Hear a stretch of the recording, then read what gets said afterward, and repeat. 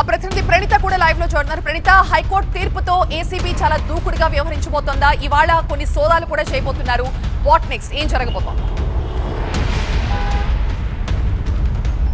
అయితే ప్రెసెంట్ ఇప్పటికే ఆల్రెడీ కొన్ని చోట్ల ఏసీబీ రైడ్స్ని మొదలుపెట్టింది. ఇవాళ ఉదయమే అటు హైదరాబాద్తో పాటు ఏపీలోనూ ఏసీబీ సైమల్టేనియస్గా రైడ్స్ చేస్తుంది. ఎందుకంటే ఈ మొత్తం రేస్కి ఫస్ట్ టర్మ్లో ప్రమోటర్గా ఉన్నటువంటి ఎస్జెన్ నెక్స్ట్ సంస్థ గ్రీన్కోకి సంబంధించినటువంటి అనుసంధాన కంపెనీ ఇది. సో ఈ కంపెనీ మాదాపూర్లో ఉంది. సైబర్ టవర్స్ కేంద్రంగా ఈ కంపెనీకి సంబంధించినటువంటి కార్పొరేట్ ఆఫీస్ అక్కడ ఉంది.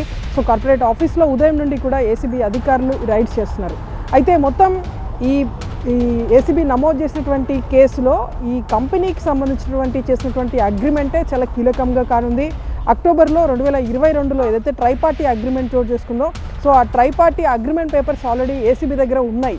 కానీ అగ్రిమెంట్కి ముందు అటు అప్పటి ప్రభుత్వంతో కానీ అప్పటి ఎఫ్ఈఓతో కానీ ఈ కంపెనీకి ఉన్నటువంటి మిగిలినటువంటి అగ్రిమెంట్స్ ఏమన్నా ఉన్నాయి అనేటువంటి కోణంలో ఏసీబీ ఈ రైట్స్ని చేస్తుంది. సో ఈ అగ్రిమెంట్కి ముందు ఏమన్నా ముందస్తు ఒప్పందాలు చేసుకున్నారా అంటే ఇందులో క్విట్ ప్రోకో అనేటువంటి వాదన నిన్నటువంటి కూడా వినిపిస్తున్నటువంటి విషయం తెలిసిందే. సో దానికి సంబంధించినటువంటి పేపర్స్ కోసం ఏసీబీ ఈ రైట్స్ని చేస్తున్నట్టుగా తెలుస్తుంది. అటు మాదాపూర్లో ఉన్నటువంటి ఎస్జెన్ ఆఫీస్తో పాటు మచిలీపట్నంలో కూడా ఏస్కి సంబంధించినటువంటి మరొక కంపెనీ ఉంది. సో అక్కడ కూడా ఏసీబీ రైట్స్ని కంటిన్యూ చేస్తుంది. మరోవైపు 9వ తారీఖున కేటీఆర్ని విచారణకి రావాల్సిందిగా ఏసీబీ సెకండ్ నోటీస్ ఇచ్చింది. కాబట్టి అప్పటి వరకు ఏసీబీ వెయిట్ చేస్తుందా, లేదంటే ఈరోజు హైకోర్టు ఆర్డర్ కాపీ వచ్చినటువంటి వెంటనే మరొక నోటీస్ కేటీఆర్కి ముందుగా రమ్మని ఏమన్నా చెప్తుందా చూడాల్సింది. సో హైకోర్టు ఆర్డర్ కాపీ రావడానికి ఈవినింగ్ వరకు టైం పడుతున్నటువంటి సిచ్యువేషన్ కూడా ఉంది. కాబట్టి ఖచ్చితంగా ఏసీబీ కూడా 9వ తారీఖు వరకు వెయిట్ చేసేటువంటి అవకాశాలే ఎక్కువగా కనిపిస్తున్నాయి.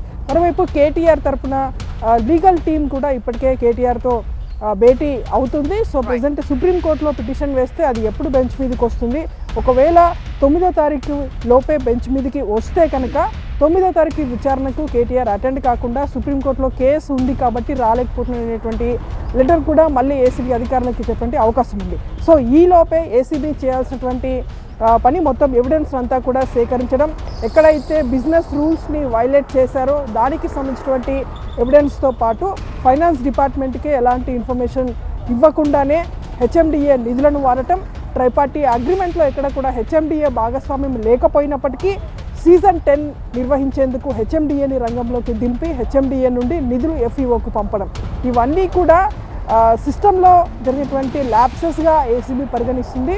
సో వీటన్నిటికీ కూడా అంటే ఓవరాల్గా చెప్పేదానికి కోర్టుకి ఎవిడెన్స్ని సబ్మిట్ చేయడానికి కొన్ని ఆధారాలు కావాలి. కాబట్టి మొత్తం ఆ ఎవిడెన్స్ అంతా కూడా ఈ 2 డేస్లో ఏసీబీ సేకరించనుంది. ఇందులో భాగంగానే ఈ రైడ్స్ని చేస్తున్నట్టుగా కూడా భావించాలి. సో ప్రెసెంట్ హైదరాబాద్తో పాటు ఏపీ మొత్తం 10 టీమ్స్ ఈ రైడ్స్ని చేస్తుంది.